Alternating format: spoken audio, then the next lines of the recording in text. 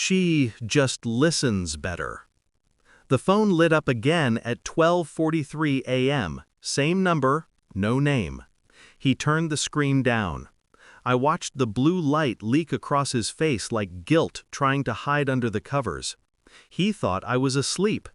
He'd learned not to say her name anymore, not after last year's mistake, the one we supposedly buried, the one that was supposed to reset us, fresh, clean, honest. Fresh doesn't mean secret calls. Fresh doesn't mean deleting messages at midnight. He whispered something, a laugh, soft, familiar. I memorized the rhythm of his voice, the same warmth he used to use with me. Then the silence stretched too long, and I knew. I didn't confront him.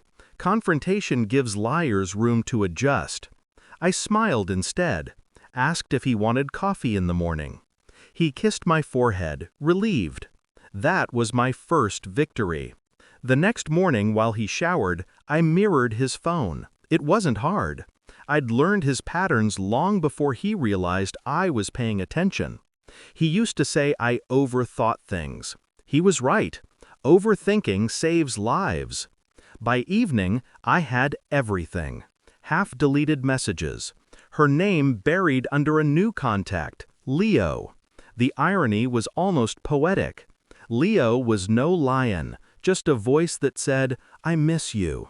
She'll never understand you like I do. You deserve better." I didn't cry.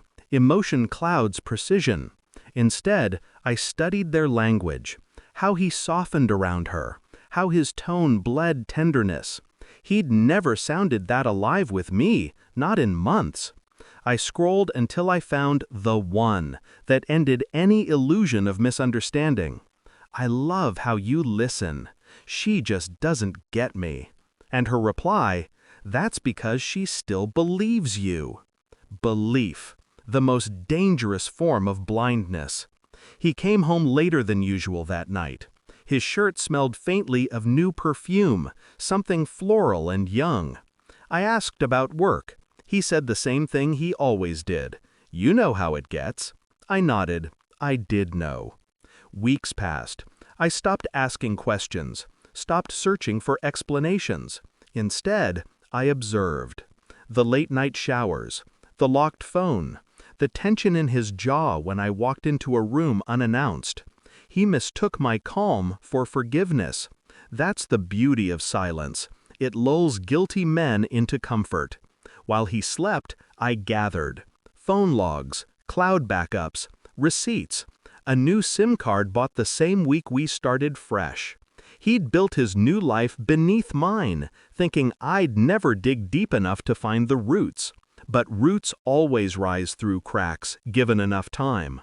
Then came the call, her voice. I answered before realizing it.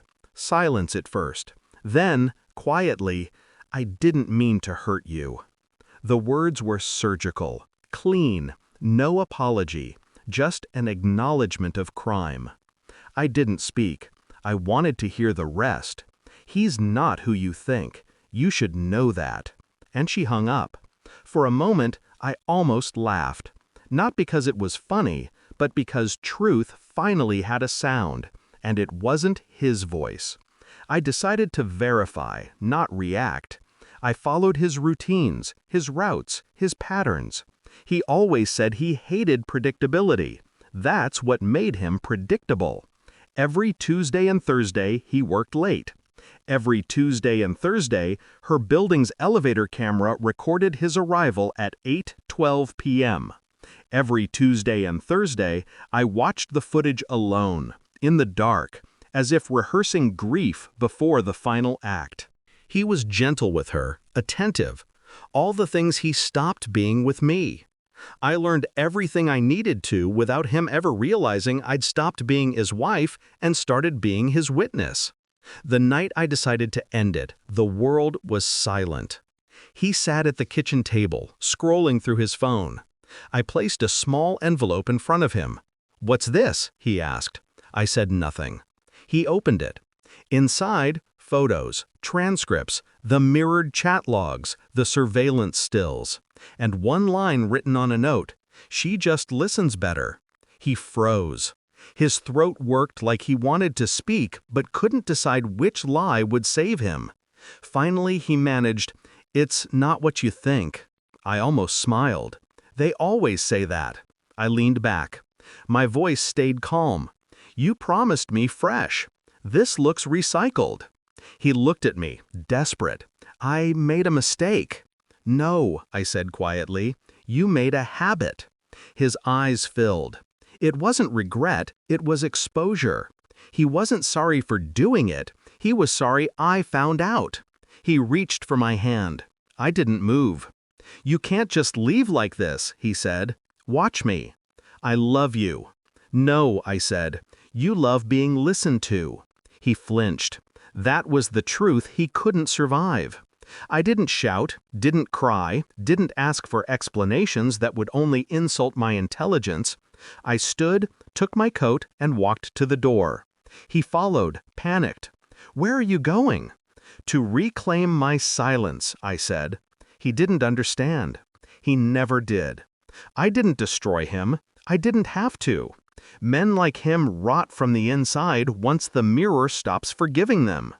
The next morning, I sent the evidence to his employer, the messages he sent during office hours, the company phone he used to call her. The one thing he valued more than me, his reputation, unraveled before noon. By evening he called, dozens of times. I didn't answer. Silence again. Only now, it was mine. Weeks passed. I heard through mutual friends he was alone. She left too, apparently. Couldn't handle the mess, they said. I suppose she listened too well. I didn't care. Closure doesn't come from hearing them suffer. It comes from realizing you no longer need to.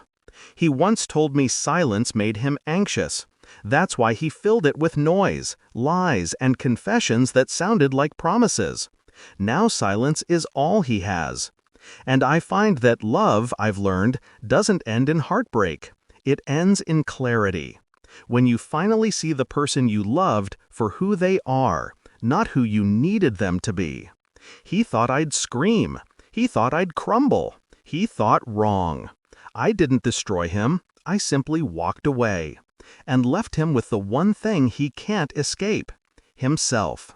Some betrayals burn the heart. Others freeze it.